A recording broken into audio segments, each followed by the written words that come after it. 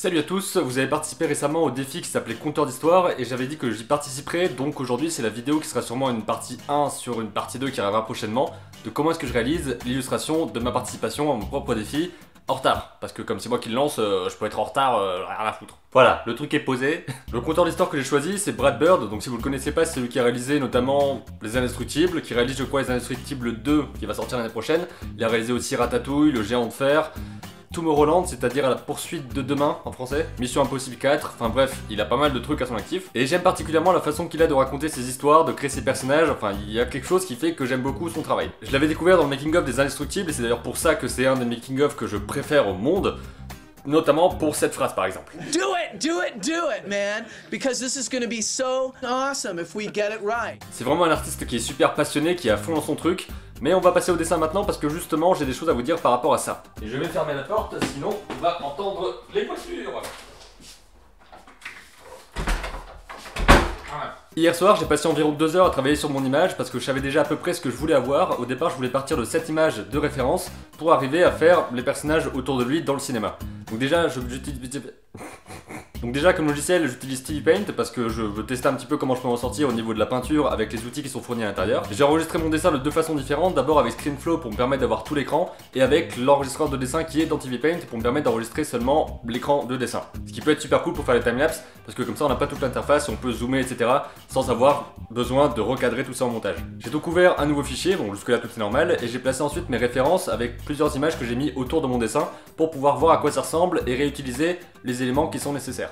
J'ai voulu commencer par poser les valeurs, c'est-à-dire de mettre d'abord les tons gris, les tons noirs, les tons moyens, etc. pour placer tout ce qui était lumière et ombre, mais petit à petit j'ai vu que j'arrivais pas à le faire, j'ai réessayé différemment avec différentes peintures, avec différents plutôt brosses, et ça a donné ce que vous voyez ici, c'est-à-dire que c'est pas très grandiose. J'arrivais à voir les différentes valeurs sur l'image, mais j'arrivais pas à les retransmettre, à les retranscrire, à les peindre directement sur mon image correctement. Donc ensuite je me suis dit, peut-être que je vais essayer de dessiner directement au trait mon personnage et d'en faire une sorte de portrait, ou alors même une caricature. Je suis parti au départ sur un portrait, j'ai essayé de placer les éléments correctement, je commençais souvent par le nez, parce que la petite boucle du nez, enfin le petit cercle qui forme les narines et le nez, les narines et le nez, on dirait un petit plat turc à base de soupe. Quelqu'un reprendra un peu de narine et de nez ou pas? Je me suis mis à analyser le visage de Brad Bird pour comprendre quelles étaient les formes principales. Donc principalement il y avait le nez, les yeux qui partaient un petit peu en sorte de triangle, c'est des yeux qui partent vers le bas avec une sorte d'arc comme ça. Les sourcils sont assez petits et assez éloignés aussi j'ai l'impression. Et surtout dans l'image là en particulier il y avait un sourire, ce sourire là qu'il fallait absolument que je retranscrive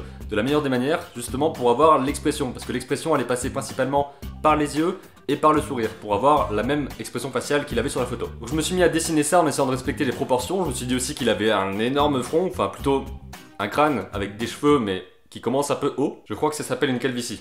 Après, au départ j'ai essayé de le faire avec des proportions réalistes et à chaque fois je me rendais compte que je dessinais un sosie de Brad Bird, un peu trop large, un peu trop gros, avec la tête pas assez haute.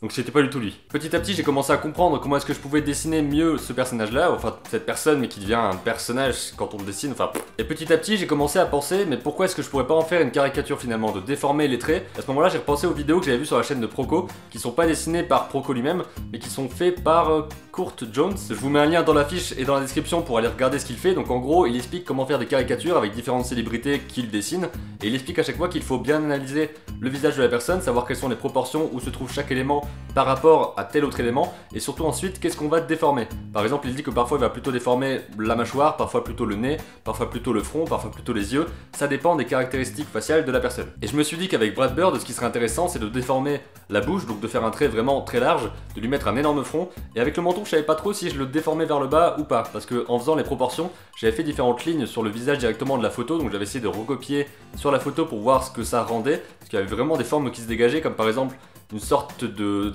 T tout mou. Je t'adresse, enfin c'est pas toi qui est tout mou, c'est le T tout mou, enfin bref, une forme de T comme ça qui partait de la bouche et qui allait jusqu'au menton. Il y avait aussi les pommettes, je crois qu'on appelle ça les pommettes, donc des ronds. Il faut bien comprendre que ce sont des volumes et pas un truc plat. On reviendra sur ce problème à la fin. J'ai l'impression de tourner quand le soleil se lève en fait, donc ce qui fait que je suis de plus en plus lumineux. Et le truc c'est qu'en faisant ça je me suis aussi rendu compte à quel point les proportions jouaient dans mon dessin. Parce que là franchement même en faisant pas la caricature, si je reviens au dessin précédent, en gros il y avait toujours des trucs bizarres, j'avais l'impression que je commençais bien et ensuite dès que j'ajoutais d'autres éléments je finissais par faire un truc qui ressemblait plus du tout à la personne. Donc un portrait ou une caricature ça va vraiment jouer au niveau des proportions, des éléments les uns par rapport aux autres et de tout ce qui va faire que l'expression ressemble ou pas. Parce que l'expression peut ressembler sans que le visage ressemble, et ça c'est un problème. Bon, en tout cas si on veut que le visage ressemble, évidemment. Mais là c'est le but, alors je remets pas ça en question. Puis merde, en fait c'est une caricature, donc forcément il faut comprendre. J'ai essayé avec différents types de pinceaux, en mettant différentes épaisseurs pour mon crayon, parce que j'avais utilisé au final le crayon, ce qui fait qu'il y a un grain qui ressemble vraiment à un crayon de papier sur une feuille. On peut choisir avoir un crayon 2B, 4B, 8B. Tout ça pour finir sur le dessin qui est celui avec lequel j'ai fini, qui n'est pas vraiment bien. En fait je le trouvais pas mal hier soir, parce que j'étais fatigué et qu'il faisait nuit. Mais ce matin en le regardant je me suis dit c'est quand même pas ouf en fait. Alors franchement j'ai l'impression que c'est le meilleur de la session que j'ai faite, mais il est...